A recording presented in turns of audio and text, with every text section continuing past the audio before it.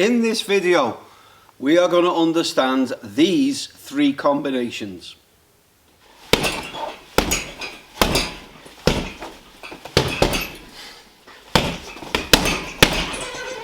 Now, 3 punch combinations, but it's not just about the punches. In this video, I'm going to teach you a formula to allow you to think different about how you construct your combinations, okay? That's what you're going to get at the end of this video. Before we get started, go download your book, The Beginner Boxer Toolkit. Join the thousands of others who've downloaded this book. 67 pages, packed full of insights and information to help you on your boxing journey, from how to set up your own home gym, build out the 10 core skills, set down your training regime, build the right mindset, how to build speed and power, how to use the heavy bag correctly, and how to build out a great shadow boxing session, plus much more. There's a link down below. There will be a link at the end of the video. I will get that off to you as soon as you enter your email address. Okay, combination number 1. Let's have a look at this combo on a heavy bag.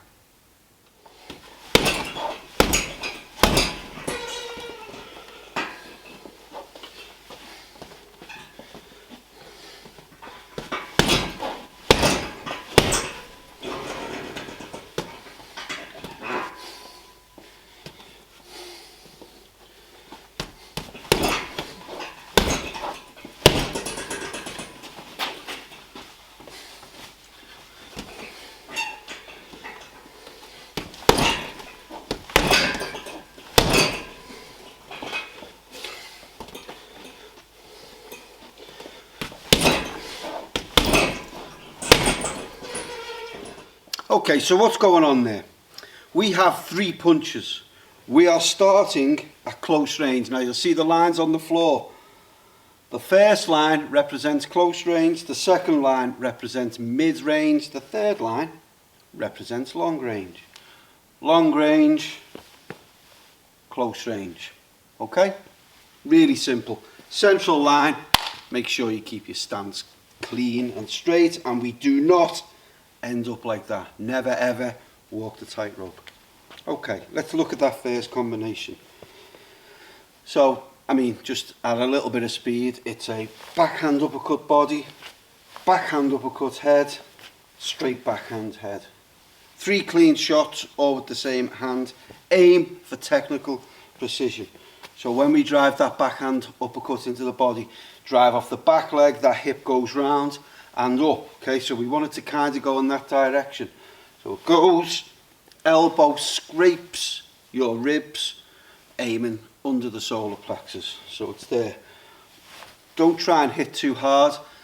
The power and the fact that the opponent will be unsighted will have the desired effect. So it's 1, then we push to mid-range, 2, uppercut into the head, same principle.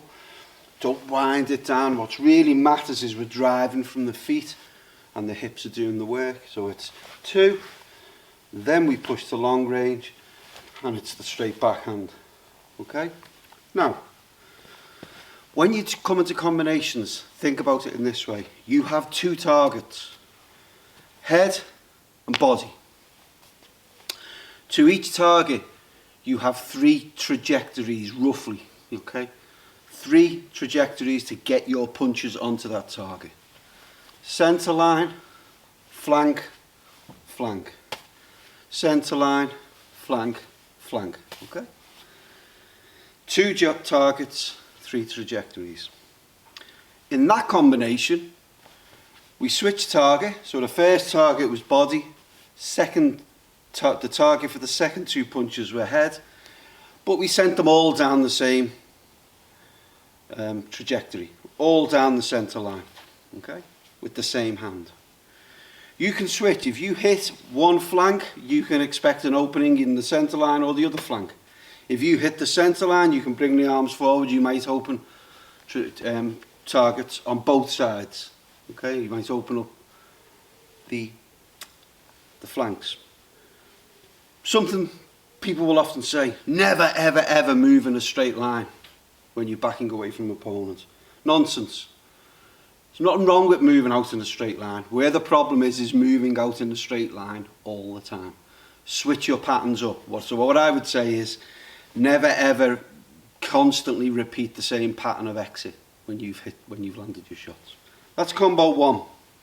Let's have a look at combo 2.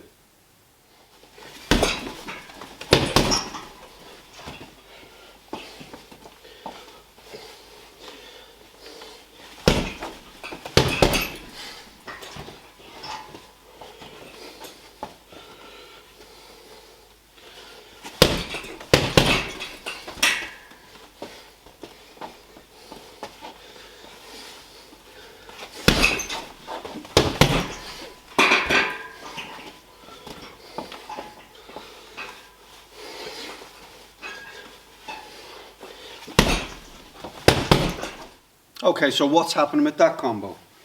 We're starting at close range. All of these combinations start at close range because what I'm trying to help you with is how to exit close range in a safe way while still winning the engagement. So don't just think about you've landed your punches and then all of a sudden you jump out and get back to long range. This is about exiting and fighting on the way out and winning the exchange. Okay, so what we're going to do here, it's a lead hands hook to the head and we're up close, and we're going to do a pivot at the same time. So the shot is 1, 1, yeah? Okay, and with a pivot, I'm pushing off that leg, the hook's going and the momentum will help me go that way. When you do a pivot, you want your body weight to be falling back onto the rear leg. Don't let yourself tilt forward and then come round. So that's the move. 1, there, and then we push and duck out. 1, 2, right? The reason for the duck, I've landed a hook, 1, pivoted round. If I duck and push out, I'm going to reduce the risk of taking a hook to the head as I exit. If I come out like that, my head's staying on the same angle. Opponent could just let one of them go and I catch it. So hook, 1, duck, 1, 2. So we've got to long range. So think about that one. All the same target, all the same trajectory. But we're using different shots and angles to hit that trajectory. Flank, pivot, duck out, same flank, same target. Nice and clean. But we are at long range. We're in the safe zone against an opponent with the same stance. Or an orthodox versus orthodox. It's a good little combo, getting you out to long range. Our final combination. Have a look at this one.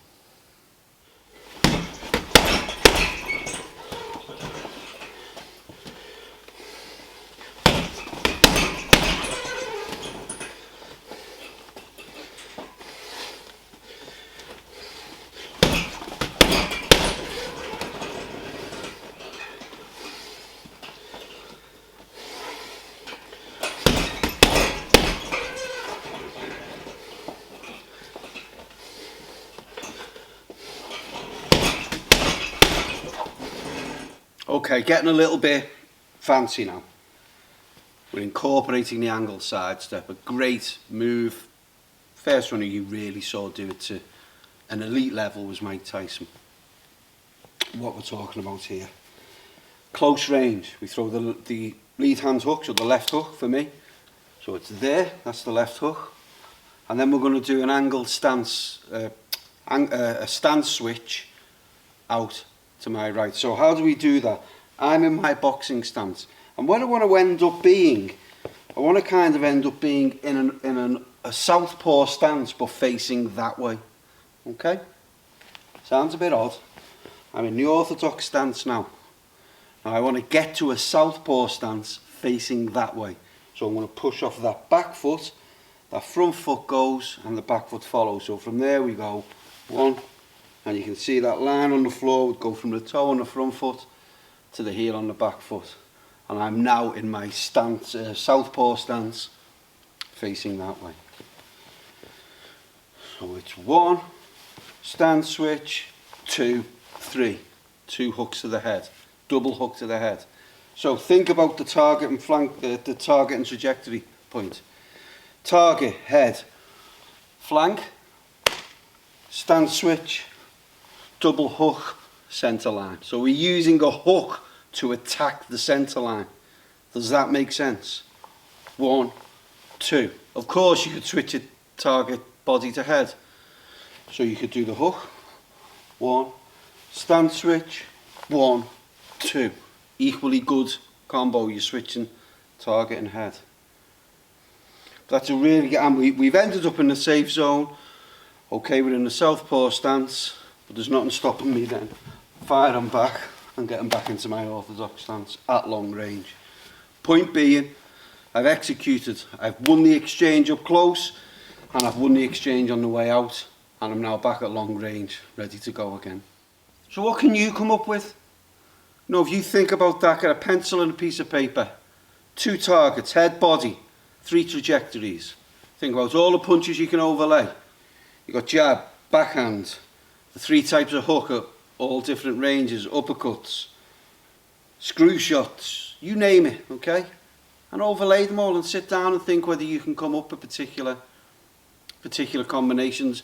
Remembering that if you strike the head, an opening will come to the body. If you strike the body, an opening can come to the head.